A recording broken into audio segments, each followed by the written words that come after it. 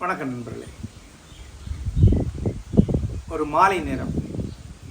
இப்போ வீட்டில் யாரும் இல்லை. இந்த வீட்டில் எல்லா இடங்களும் எனக்கு பிரியமானவை. கொல்லை பக்கம் இன்னும் பிரியமானதாக இருந்தது. இப்போந்தான் இந்த கொல்லை பக்கத்தில் இருந்து பார்த்தா வேலிமலை தெரியும். அருள்மொழிக்கு ரொம்ப பிரியமான இடம் இது. ஒரு 25 ஆண்டுகளாக சாயங்காலம் டீ இங்கே உட்காந்து அவள் குடிப்பான். நானும் அவளும் இணைந்து இந்த படிக்கட்டில் அமர்ந்து 25 ஆண்டுகளில் 1000 முறையாவது டீ குடிச்சிருப்போம். மழை மேகம் வந்து நிறையும் போது இங்கே உட்காந்து அதை பார்த்துட்டு டீ குடிப்போம். மழை வர்றது தெரியும். மழையுடைய பயணத்தை இங்கிருந்து பார்க்க முடியும்.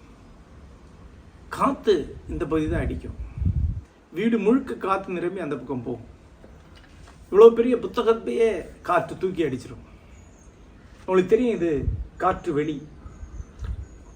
இந்த காற்று தான் அந்த பக்கம் மைய தமிழ்நாட்டில் பல்லாயிரக்கணக்கான விசிறிகளை ஓட வைத்து மின்சார உற்பத்தி செய்கிறது.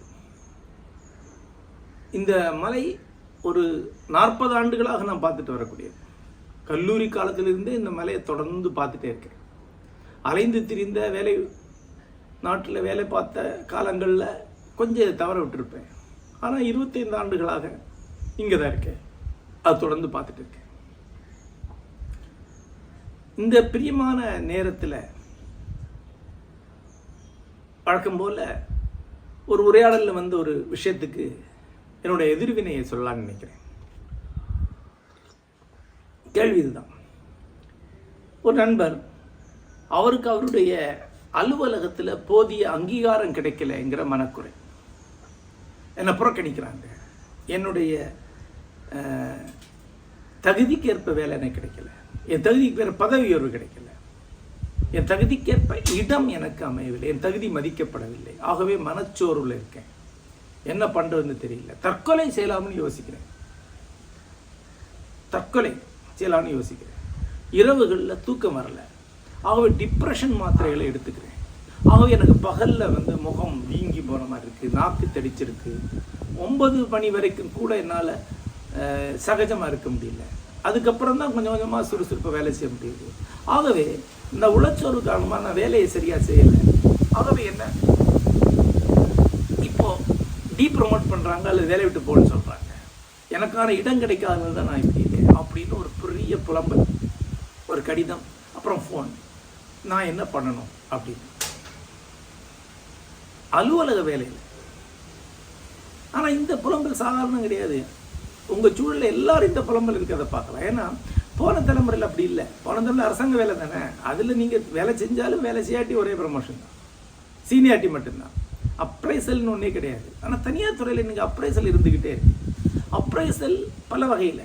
ஒருத்தருடைய வேலை செய்யும் திறன், ஆளுமை திறன், மற்றவங்களோட பழகக்கூடிய திறன், ஒருங்கிணைக்கும் திறன், எவ்வளோ விஷயங்கள் அவங்க பார்க்குறாங்க. கண்டிப்பாக அதில் ஒரு ஃபேவரேட்டிஸும் இருக்குது. இந்தியாவை பொறுத்தளவில் இந்தியாவில் ஜாதி ஒரு முக்கியமான கிரைட்டீரியனாக இருக்குதுன்னு சொல்கிறாங்க. ஜாதி பார்த்து அப்ரைசல் நடக்குதுன்னு சொல்கிறாங்க. இருக்கலாம். இன்னொன்று, இந்தியா என்ற ஒரு நாட்டில் மேலதிகாரியை காக்கா பிடிக்கிறதுக்கு ஒரு இடம் இருக்குது. ஏன்னா இது நிலப்பிரபுத்துவ பண்பாடு. ஒருத்தர் நம்மளை புகழ்ந்தாலே நம்ம ஒரு ஆண்டையாக நம்ம உணர ஆரம்பிப்போம். அரசியல் தலைவரில் கூசாமல் புளிக்காமல் புகழ்ந்துக்கிட்டே இருக்கும். அது தப்பாகவும் தெரியறதில்ல. ஒரு எழுத்தாளர்கிட்ட அவர் படைப்பை படித்தேன் நல்லா இருக்குன்னு சொல்கிறது தப்பு. அப்படிலாம் சொல்லிடக்கூடாது. நம்ம குறைச்சி மதிப்பிட்டுருவாங்க. அதனால் வாய் திறந்து படித்தேன்னு ஒரு விஷயம் சொல்ல மாட்டாங்க, பாராட்ட மாட்டாங்க, ஒரு விஷயத்தை அக்ராலிஜ் பண்ண மாட்டாங்க. ஆனால் புளிக்க ஒரு அரசியல் தலைவரை புகழ்ந்துக்கிட்டே இருப்பாங்க. இலக்கியவாதிகள் இதை பண்ணுறாங்க, வெட்கமே இல்லாமல். சினிமா தலைவரில் புகழ்வாங்க, ஆனால் மத தலைவரில் புகழ்வாங்க, பணம் வச்சிருக்க எல்லாரையும் புகழ்வாங்க. ஒவ்வொரு தொழிலதிபரும் ஒவ்வொரு நாளும் இருவழி இல்லாமல் புகழ்மொழிகளை கேட்டுகிட்டே இருக்காங்க. சாயங்காலங்களில் போய் பொதுக்கூட்டங்களில் உட்காடுறாங்க. வரவேற்பு சொல்லுவோம், புகழ்வான். தலைவர் புகழ்வான். அத்தனை பேரும் புகழ்வான். அவங்க ஆடியன்ஸில் உட்காந்துருந்தாலே புகழணும், இல்லைன்னா அவங்க புண்படுவாங்க. இவ்வளோ புகழுக்கு மேலே இன்னொருத்தனை கொஞ்சம் கூடுதலாக புகழ்ந்துட்டோம் அப்படின்னு சொல்லிட்டு இன்னும் பொறுமிட்டு இருப்பாங்க. இந்த நிலப்பிரபுத்துவ மனநிலை எல்லாட்டையும் கொஞ்சம் இருக்கனால மேலதிகாரிகளை யார் சோப்பு போடுறாங்களோ காக்கா பிடிக்கிறாங்களோ அவனுக்கு ஒரு ஃபேவர் கொடுக்குறாங்க. இதெல்லாம் இந்தியாவுடைய சூழல். ஆனால் இதே வெளிநாட்டில் போனால் அங்கே இதெல்லாம் கிடையாது. காக்கா பிடிக்கிறது கிடையாது, ஜாதி கிடையாது. ஆனால் இனவாதம் உண்டு. இனவாதம் இல்லாத நாடே கிடையாது. ஒப்பு நோக்க அமெரிக்கா தான் இனவாதம் குறைவான நாடுன்னு சொல்லுவாங்க. ஐரோப்பாவில் இன்னும் அதிகமான இனவாதம் உண்டு. இனவாதம்னா அது இனவரையும் அவங்க ஒத்துக்க மாட்டாங்க. இயல்பிலேயே வெள்ளையர்கள் அதிகமான திறன் கொண்டவர்கள் அங்கே நம்புகிறாங்க. வெள்ளையர்கள் அவங்க வெள்ளையர் நாட்டில் இருக்கிறனால அவங்க மொழியிலையும் அவங்க பண்பாட்டிலையும் தேர்ச்சி கொண்டவளாக இருக்கிறதுனால இன்னும் அதிகமான சோஷியலைசிங் திறன் கொண்டவளாக இருப்பாங்க. அவங்க கூடுதல் திறமையாளர் தெரிவாங்க. அவங்களுக்கு அந்த ப்ரமோஷன் சில விஷயங்களை கொடுத்துருவாங்க. இதெல்லாம் நடந்துட்டு இருக்கு. இப்போ எங்கும் இதெல்லாம் பிரச்சனை இருக்கு. அங்கீகார பிரச்சனை எங்கும் இருக்கு. அதில் பாதிக்கப்படாத எவரும் இருக்க மாட்டாங்க. ஒரே ஒருத்தருக்கு மட்டும் அங்கீகாரம் கிடைக்கல, எனக்கு மட்டும் கிடைக்கல, நான் மட்டும்ங்கிற மாதிரியான ஒரு அசட் தண்ணீரக்கம் வேற கிடையாது. எல்லா இடத்துலையும் இந்த பிரச்சனை இருக்கு. இதுக்காக ஒரு தற்கொலை பண்ணிக்கிட்டான்னா உண்மையில சிரிப்பு தான் வந்தது. நல்ல விஷயம் பண்ணிங்கன்னு சொல்லலாம்னு நினைச்சேன். நான் கொஞ்சம் குருவலாக இருக்கனால சொல்லலை. ஒவ்வொரு ஆண்டும் சாகித்ய அகாடமி விருதுகள் அறிவிக்கும் போது ஒரு விஷயம் நடக்கும். இணையத்தில் ஒரு சின்ன கும்பல் இந்த வருஷம் ஜெயமோகனுக்கு ஏமாத்தம் தாண்டா ஹாஹான்னு மகிழ்ச்சி அடைவாங்க சாகித்ய அகாடமி. அதே போல இன்னொரு கும்பல் கொஞ்சம் அப்பாவிகள், அவங்க என்ன கூப்பிட்டு வருத்தப்படாதீங்க, அடுத்த ஆண்டு உங்களுக்கு கொடுத்துருவாங்க. எனக்கு அது அங்கீகாரமே கிடையாது. எந்த வகையிலே அதை நான் பொருட்படுத்தலை. அது என்னுடைய நண்பர்கள் உட்பட எல்லாருக்கும் தெரியும்.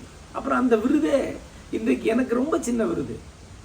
அதை அக்செப்ட் பண்ணிக்கிறதே எனக்கு கொஞ்சம் சங்கடமானது. அப்புறம் ரொம்ப நாளைக்கு முன்னாடியே அது கொடுக்கலாமா, நீங்கள் ஏற்றுக்கொள்ளுங்களா என்கிட்ட கேட்டாங்க. இல்லை முடியாது அப்படின்னு சொல்லிட்டேன். அரசு விருதுகள் எதையும் ஏற்கக்கூடாதுங்கிற ஒரு கொள்கையோடு நான் இருக்கிறேன். எது சொல்கிறேன்னா, அப்போ இங்கே அங்கீகாரம் வச்சு தான் ஒருத்தனுடைய புகழ் இருக்குன்னு நினச்சிட்டு இருக்காங்க. ஒவ்வொரு ஆண்டுலேயும் சாகித்ய அகாடமி, யுவ புரஸ்கார், பால புரஸ்கார் மாதிரி ஒரு விருது கிடைச்ச உடனே அந்த விருது வாங்கினவருடைய புத்தகங்களை அள்ளிட்டு போவாங்க. அந்த வருஷம் மட்டும் அவர் நிறைய விற்பார். ஏன்னா விருது கொடுத்துருந்தா அது அங்கீகாரம், அது முக்கியம் அப்படின்னு நினைக்கிறேன். எதுக்கு சொல்ல வரேன்னா, இந்த மாதிரியான அங்கீகாரங்கள் இங்கே இருக்கு, அதுக்கான இயக்கம் இங்கே இருக்கு. அது ரொம்ப பெருசா நினைக்கக்கூடிய மிடில் கிளாஸ் நம்ம சுற்றி இருக்கிறாங்க. இதுல நிறைய விஷயங்களா இருக்கு. அப்படி ஒருத்தருக்கு அங்கீகாரம் கிடைச்சிருச்சுன்னா, நம்ம சுற்றி இருக்கக்கூடிய ஒருத்தர் அங்கீகாரம் கிடைச்சிருக்குன்னா, ஒருத்தர் கூட சம்பிரதாயத்தோட வாழ்த்து சொல்ல மாட்டாங்க. அப்படியே பேசாமல் இருந்துடும். அவ்வளோ புழுக்கம் இருக்கும். ஒரு விருதுக்கு வாழ்த்தே தெரிவிக்க மாட்டாங்க. இப்போ நாங்கள் விஷ்ணுமரம் விருது கொடுக்குறோம், தமிழ்விக்கி விருது கொடுக்குறோம். அந்த விருதை பெறுவக்கூடிய அறிஞர் நீண்ட காலமாக பணியாற்றியிருப்பார். அவர் கூடவே பல பேர் இருந்துட்டு இருப்பாங்க. ஒருத்தர் ஒன்றுமே சொல்ல மாட்டாங்க. முனைவர் வேதாச்சலம் அவர்களுக்கு தமிழ்விக்கி விருது கொடுத்தோம். அவர் கிடைச்ச மிகப்பெரிய விருது அது. அவர் பல ஆண்டுகளாக தொல்லியல் பயிற்சி கொடுத்து வருகிறார். அந்த பயிற்சி பெற்ற ஒருத்தர் கூட அவருக்கு வாழ்த்து சொல்லலை. அவருடைய பிறந்தாள்னா வாழ்த்து சொல்லுவாங்க. அதனால் அவரை ஃபோனில் கூப்பிட்டு வாழ்த்து சொல்கிறாங்க, பொது வெளியில் வாழ்த்து சொல்லலை. ஏன்னா யாராவது ஏதாவது தப்பாக நினச்சிக்குவாங்க. அவருடைய எதிரிகள் நம்மளை எதிரியாக நினச்சிடுவாங்க, நம்ம அவருடைய ஆளுன்னு நினச்சிக்குவாங்க. எதுக்கு வம்பு? இதுதான் தமிழ் மனநிலை. அதுக்கப்பால ஒரு சின்ன சங்கடம், எதுக்கு நமக்கு கிடைக்கல இன்னொருத்தர் நான் கிடைச்சிருக்கு. அப்போ இந்த விருதுகள் அங்கீகாரத்துக்கெல்லாம் அர்த்தம் உண்டான்னா, ஒரு அர்த்தம் உண்டு. ஒரு எழுத்தாளர் ஒரு விருது கிடைச்சா அவன் ரசிகர்கள் முன்னாடி, வாசகர்கள் முன்னாடி சென்று நிற்கிறான். அப்படி கலைஞனுக்கு அந்த விருது முக்கியம்தான். ஆகவே தான் நாங்கள் விருது கொடுக்குறோம். ஆனால் இந்த அங்கீகாரத்துக்காக வேலை செய்யக்கூடியவன் உண்மையில எதையும் செய்ய மாட்டான். அவனுக்கு அந்த அங்கீகாரம் வரவும் வராது. வந்தால் அதுக்கு மதிப்பு கிடையாது. எந்த தகுதி இல்லாதவர்களுக்கெல்லாம் விருதுகள் கிடைச்சிருக்கு. அதனால அவங்க முக்கியமான எழுத்தாளரோ கலைஞரோ ஆயிட்டாங்களா என்ன? தகுதியற்ற விருதை வாங்கி விட்டாருங்கிற இழிவு மட்டும்தான் அவங்களுக்கு மிஞ்சும். அதுக்கு வாங்காமலே இருக்கலாம். அப்போ இந்த அங்கீகாரம் ஏற்பை பற்றி சில விஷயங்களை சொல்லலாம்னு நினைக்கிறேன். ஒன்று, நீங்கள் ஒரு வேலை பார்க்குறீங்கன்னா அந்த வேலை எதுக்காக பார்க்குறீங்க? அது ரொம்ப முக்கியம். அந்த வேலையை எதுக்காக செய்கிறீங்க? அந்த வேலையை நீங்கள் உங்களுடைய வாழ்க்கைக்காக செய்கிறீங்க, பணம் ஈட்டி வாழ்வதற்காக செய்கிறீங்கன்னா அதுக்கப்பால உங்களுக்கு ஒரு அங்கீகாரம் எதுக்கு எதிர்பார்க்குறீங்க? அந்த வேலையில் எவ்வளோ அதிகமாக பணம் ஈட்ட முடியுமோ அதை செய்யுங்க. அதில் கவனமாக இருங்க. எங்கே அதிகம் வேலை கிடைக்க அங்கே மாறுங்க. எங்கே சிறப்பான முறையில் உங்களுக்கு வரவேற்பு அங்கே சென்று கொண்டே இருங்க. நீங்கள் தகுதி படைத்தவர்னா உங்களுக்கான வாசல் திறந்து தானே இருக்கும். அப்புறம் என்ன அங்கீகாரங்க என்ன, அப்ரைசலுங்க என்ன? ஏன் மனச்சோர்வு இருக்கு? அப்ரைசல் கிடைக்கலன்னா இன்னொரு நிறுவனத்துக்கு போங்க. உங்களுக்கு மதிப்பு இருந்தால் அங்கே மதிப்பு இருக்கும் இல்லை? உங்களுக்கு வர்த்து இருந்தால் அங்கே உங்களுக்கு இடம் இருக்கும் இல்லையா? அதாவது உங்ககிட்ட ஒரு பொருள் இருக்குது, அதுக்கு அதிகமான விலை கிடைக்கிற இடத்துல அதை விற்பீங்க, அவ்வளோதானே. ஐயோ என் பொருளுக்கு மதிப்பு இல்லையே நீ வருத்தப்படுவீங்களா என்ன? எந்த வியாபாரி அழுதுட்டு இருக்கானா? அல்டிமேட்டாக மார்க்கெட்டில் அந்த பொருளுக்கு எவ்வளவு விலை இருக்கோ அதுதான் அது. 100 ரூபாய்க்கு போகணும்னா 100 ரூபா அதனுடைய மதிப்பு, 120 போனால் 120 அதனுடைய மதிப்பு. ஆக ஒரு தொழிலில் அங்கீகாரத்தில் நினைக்கிறது மாதிரி அசட்டுத்தனம் வேறு எது கிடையாது. அந்த அங்கீகாரம் யாரும் கொடுக்க வேண்டிய அவசியம் இல்லை. நீங்கள் அந்த தொழிலில் பணம் சம்பாதிக்கிறதுக்காக போயிருக்கீங்க. உங்களுடைய உழைப்பை விற்கிறீர்கள், உங்களுடைய மூளை உழைப்பை, கற்பனை உழைப்பை, உங்களுடைய கை உழைப்பை விற்கிறீங்க. அந்த மார்க்கெட்டில் அதுக்கு என்ன நல்ல விலை கிடைக்கும் அதை விட்டுட்டு மகிழ்ச்சியா இருங்க. அதுக்கப்பால் இன்னொருத்தன் அங்கீகாரத்துக்கு எதிர்பார்க்காதீங்க. அவன் அவனுடைய பொருளை வித்துட்டு இருக்கான். அவன் உங்கள் பொருள் விற்காம இருந்தால் அவன் பொருள் விற்கும். அது போட்டி சந்தை தான். நீங்கள் பின்னால் போனால் தான் அவன் முன்னால் போக முடியும். எவ்வளவோ போட்டிகள் வழியாக தான் ஒருத்தர் முன்னால் போகிறாங்க. ஆகவே போட்டியில் முந்த முடியலன்னா மன வருத்தம் அடைகிறது அசட்டுத்தனம். போட்டியில் நீங்கள் எங்கே இருக்கிறீங்களோ அதுதான் உங்களுக்கு இடம். ஒரு ஓட்ட போட்டியில் ஒருத்தர் 6ஆவதாக இருக்காருன்னா அவனுடைய இடம் 6ஆவது, அவனோட தகுதி 6ஆவது. முதலிடத்தில் இருக்க முதலிடத்துக்கு போகிறான். முதலிடத்தில் போகிறதுக்கு பல தகுதிகள் காரணமாக இருக்கு. அதில் ஒன்றை ஈட்டிக் கொள்ளுங்கள், அவ்வளோதானே. இதில் என்ன உளச்சோர்வுக்கும் வருத்தத்துக்கு இடம் இருக்கு? எனக்கு புரியல.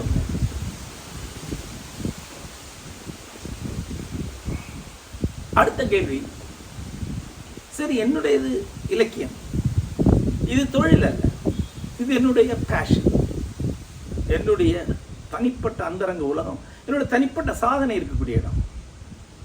இதில் எனக்கு அங்கீகாரம் கிடைக்கலன்னா நான் என்ன பண்ணுறது? ஏன்னா இதில் நான் மார்க்கெட்டிங் பண்ணலை, இதை என்ன விற்கலை. இதை அப்போது இதில் உள்ள கேள்வி இதுதான். இதில் நான் உண்மையாக இருந்தேன்னா இதில் என்னுடைய பணியை ஆற்றுவதுதான் எனக்கு முக்கியமே ஒழிய, என்னுடைய நிறைவை நான் இந்த பணி வழி அடைவது தான் முக்கியமே ஒழிய அங்கீகாரம் இல்லை. அங்கீகாரம் வரட்டும் வராமல் இருக்கட்டும், விருதுகள் வரட்டும் வராமல் இருக்கட்டும், அது பிரச்சனை இல்லை. வெண்முரசு எழுதி முடித்த உடனே நானே எனக்கு ஒரு விருதை கொடுத்துக்கிறேன் இல்லை, எஸ் நான் எழுதிட்டேன், அதுதான் என்னுடைய சாதனை. அந்த சாதனை உணர்வுக்கு தான் இதில் இருக்கும், அந்த நிறைவு உணர்வுக்கு தான் இதில் இருக்கும். 2 உணர்வுகள் தான் இதில் இருக்கு. ஒன்று, நம்முடைய பெஸ்ட்டை வெளிப்படுத்தும் போது நமக்கு வரக்கூடிய நிறைவு. என்னுடைய சிறந்த வெளிப்பாடு வந்த உடனே எனக்கு வரக்கூடிய மன நிறைவு ஒன்று. 2, ஒட்டுமொத்தமாக மானுட அறிவு என்று ஒன்று இருக்கு, அதில் என்னுடைய பங்களிப்பு ஆட்சிருக்கேங்கிற நிறைவு, நானும் அதில் இருக்கேங்கிற நிறைவு. இந்த 2 நிறைவுக்கு தான் இதில் இருக்கு. இதுக்கு இணையானது அல்ல அங்கீகாரம் ஏற்படலாம். மாபெரும் கலைஞர்கள் வாழ்நாள் முழுக்க அப்படியெல்லாம் ஏற்காதப்படாத போனவங்க இருக்கிறாங்க. சமகாலத்தில் கொண்டாடப்பட்டு 10 ஆண்டுகளில் மறக்கப்பட்டவங்க இருக்கிறாங்க. உங்களுக்கு தெரியும், அகிலன் ஒரு காலத்தில் அப்படி கொண்டாடப்பட்ட எழுத்தாளர், ஞானப்பட்ட விருது வாங்குறார். இன்றைக்கி எத்தனை பேர் அவரை படிக்கிறாங்க? இன்றைக்கி ஒரு வாழும் எழுத்தாளராக என்ன, இன்றைக்கும் புதுப்பித்தன் வாழும் எழுத்தாளர். இன்றைக்கி இந்த இவ்வளோ பெரிய தலைக்காணி புத்தகம் அவரை பற்றி வெளியிடப்பட்டிருக்கு, அவ்வளோ பெரிய ஆய்வு நூல். அவர் வாழ்நாளில் 2 சிறு தொப்பு வந்திருக்கு. வறுமையில் இருந்தார். அவர் எழுதுகிற இலக்கியமே இல்லைன்னு அவர்கிட்ட சொல்லிட்டு இருந்தாங்க. அவருக்கு தெரியும் அவர் என்ன எழுதியிருக்காருன்னு. அவருடைய அந்த சாதனை உணர்வு, நிறைவு உணர்வு அவருக்கு இருந்து அவர் சொல்லவும் செஞ்சார். எனக்கு தவிர யாரும் தமிழில் கதையை எழுதலைன்னு அவர் சொல்லுவார்னு சொல்லுவார். நான் தான் எழுத்தாளன்னு சொல்லுவார். ஏன்னா அவருக்கு தெரியும் அது உண்மை. அது எல்லா கலைஞர்களுக்கும் அவங்க எங்கே இருக்கான்னு தெரியும்.